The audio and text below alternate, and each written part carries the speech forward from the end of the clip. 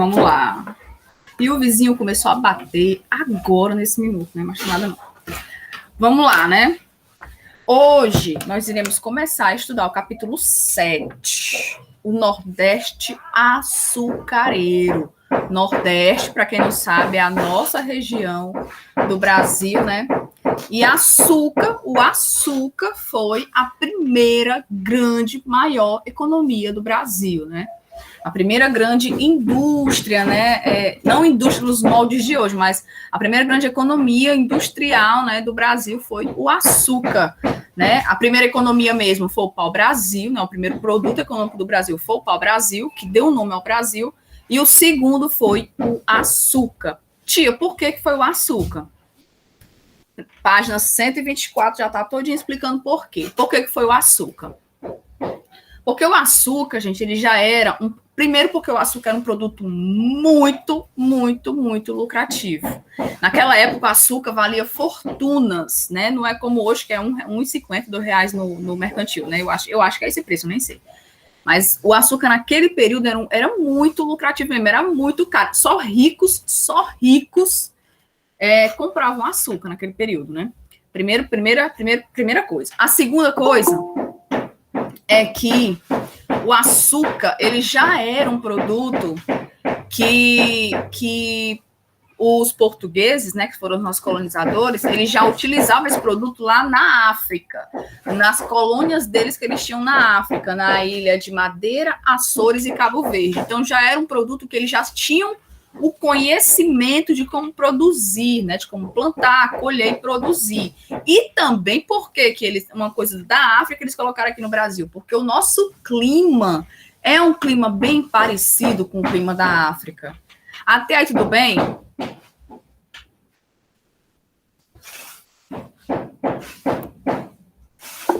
Pronto.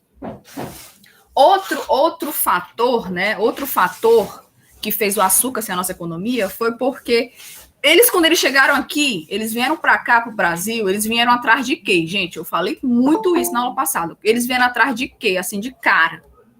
Alguém lembra que estava na aula passada?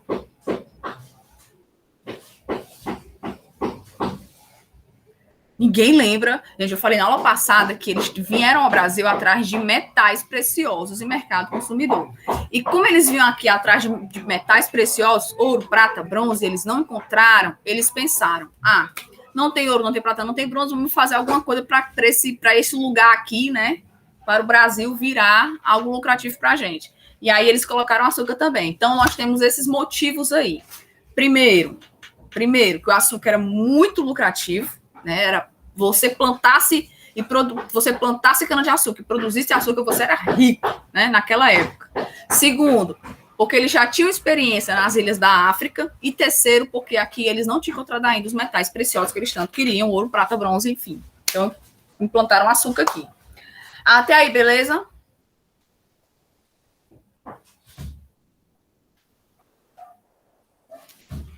Só quem responde é tu, né? Tá certo, muito bem. Na página 125, eles vão falar como o açúcar era um sucesso. Um sucesso por quê? Porque era um produto que era muito raro, nem todo mundo tinha as técnicas, né, de fazer o açúcar, de produzir o açúcar. E quem fizesse, né, quem produzisse açúcar ficava rico logo mesmo muito. Claro que para poder você produzir açúcar, você já tinha que ser rico, né? Porque você tinha que ter o dinheiro para plantar, para colher, para ter os funcionários, para fazer o engenho, para fazer a exportação, enfim, tinha que ter dinheiro, mas era um dinheiro muito lucrativo, o açúcar. Então, ele vai falar do sucesso da produção açucareira nesse período, né, de como já era um sucesso lá na África e começou a ficar sucesso aqui no Brasil também. E, além disso, por que era um sucesso? Porque o dinheiro que era feito, que era posto na produção do açúcar aqui no Brasil, não vinha de Portugal, né? Não era a coroa portuguesa que dava esse dinheiro. Por quê? Porque eles já tinham dividido o Brasil em capitanias hereditárias, vocês lembram disso, capitanias hereditárias, e aí essas capitanias, né, os donos das capitanias, tinham que dar as sesmarias, tinham que dar um pedaço de terra para quem quisesse plantar açúcar. Ou seja, eles estavam num território que não era deles, que o Brasil não era de Portugal, né? Eles invadiram e colonizaram, então não era deles. Aí eles vieram, muitas terras que não eram deles, invadiram, e aí depois dividiram e botaram o pessoal para produzir, para trabalhar para eles. Então, olha como era massa. Eu não gastava com nada, pegava a terra dos outros e ainda ficava rico por isso. Né? Então, o sucesso era esse. O sucesso da produção açucareira era esse. Até aí, beleza?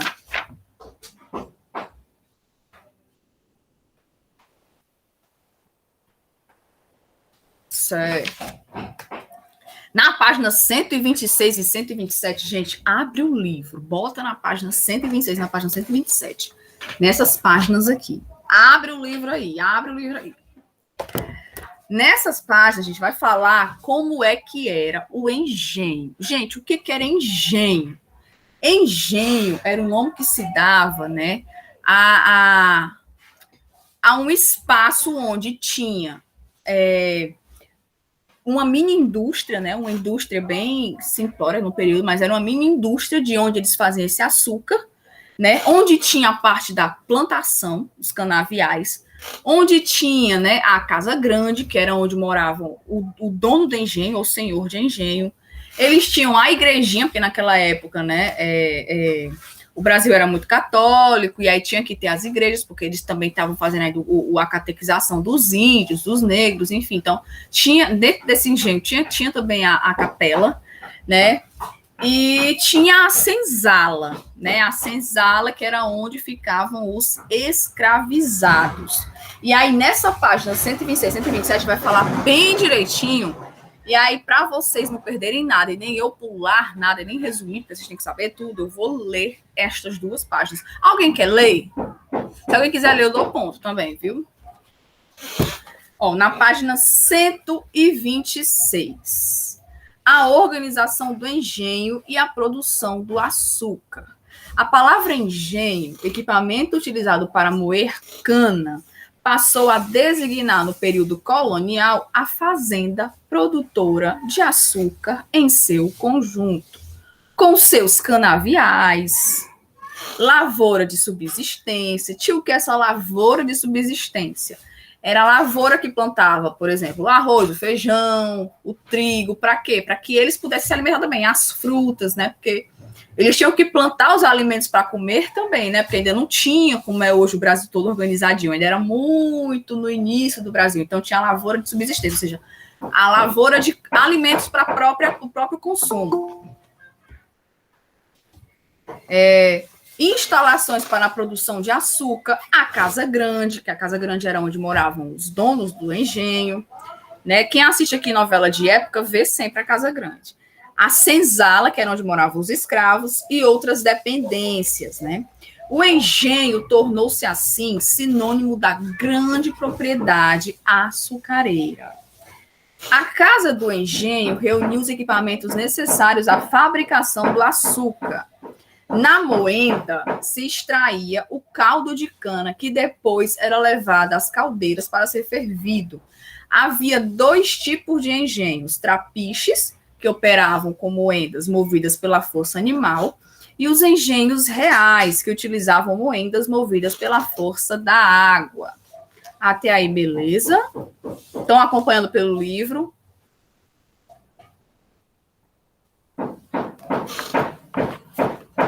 O melaço, o que era esse melaço, tia? Eles pegavam a cana de açúcar, moíam e saiu o caldo, que vocês devem já ter bebido caldo de cana. Quando eles ferviam aquele caldo ali, eles produziam um melaço, né? Era mais grossinho. Aí esse melaço que saía das caldeiras era colocado em formas na casa de purgar. A casa de purgar bem aqui, ó. Página 126. E lá permanecia por vários dias, até esse melaço, que era um caldo, né, grosso, ficava por vários dias lá descansando, até ele virar algo sólido, cristalizado, né? Até ele cristalizar. Após desenformado, ficava ao sol por até 20 dias. A gente está vendo como era muito tempo para produzir o açúcar? Né? Na caixaria, etapa final da produção, o açúcar era pesado e embalado em caixas para o transporte. A maior parte do produto seguia para o porto em direção à Europa. Claro, quem é que lucrava mais com isso? Os portugueses. Então tinha que ir para a Europa, né, para Portugal. E para de lá eles venderem aos outros países da Europa. Senhores do açúcar, ou senhores de engenho, né? Ou os donos de engenho, ou os ricos naquele período.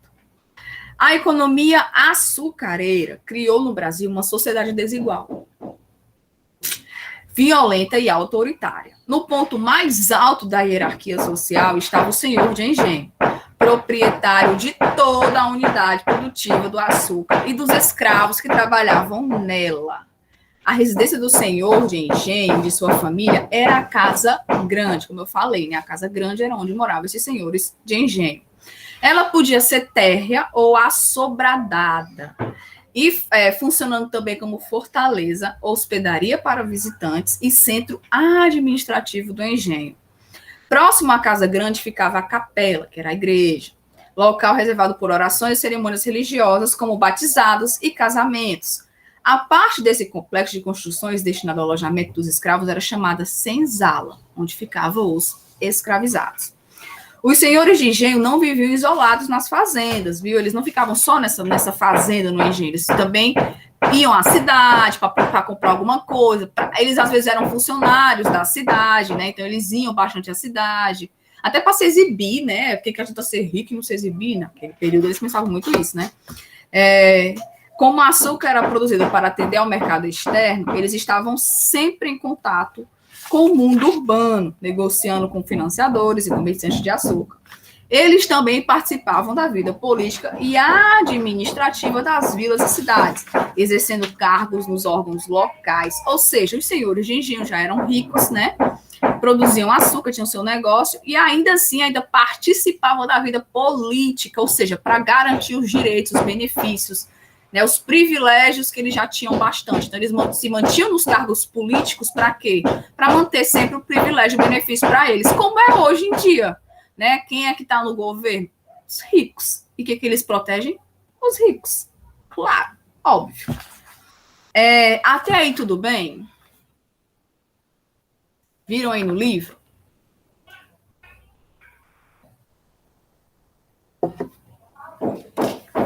Pronto. Na página 128 e 129, estou só vendo quem está saindo da sala. Pensa que eu não estou vendo, mas eu estou vendo. Ele vai falar sobre os lavradores de cana. Quem eram esses lavradores de cana? Eram as pessoas que também produziam açúcar, mas eles não eram senhores de engenho. Como assim, tia? Eles não tinham essa propriedade toda, né, que o senhor de engenho tinha. O que é interessante também é que esses senhores de engenho, eles tinham sempre esses engenhos tinham três características, né, na produção do açúcar. Eles eram latifúndios, ou seja, grandes proprietários de terra. A maioria deles era uma monocultura. O que é monocultura, tia? Produzia só açúcar. E a segunda e a terceira coisa... tá certo. Vou confiar. Tô brincando.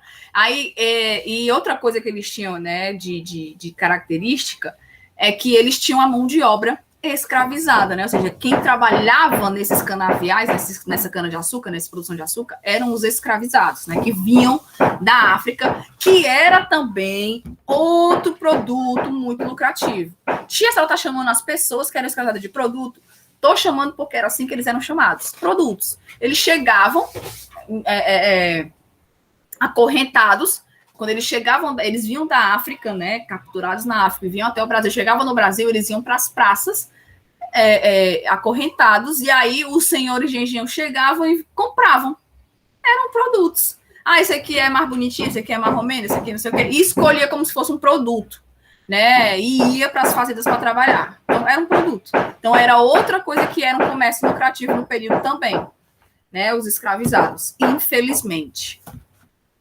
Voltando para os lavradores de cana. Aí os lavradores de cana, eles eram produtores de açúcar, mas eles não tinham seu engenho. Aí como é que eles faziam, tia?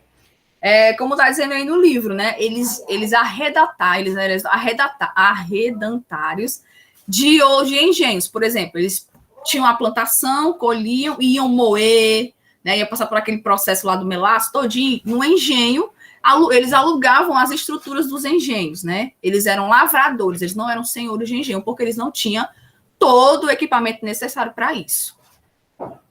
Entenderam?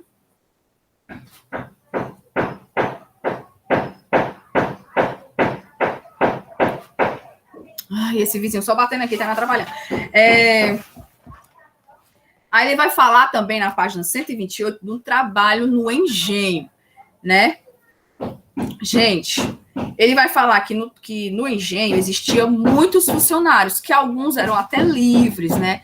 Eram especializados, mas a grande maioria dos trabalhadores dos engenhos eram os escravizados, né? As pessoas que vieram da África serem escravas no Brasil, né? E é interessante que ele vai falar aqui no livro que a maioria já eram os escravizados. E nisso, a maioria dos escravizados trabalhavam na plantação, nos canaviais. Só a minoria desses escravizados trabalhavam nas moendas, na casa de purgar, né? A minoria trabalhava na produção do açúcar. A maioria trabalhava nos canaviais, plantando, né?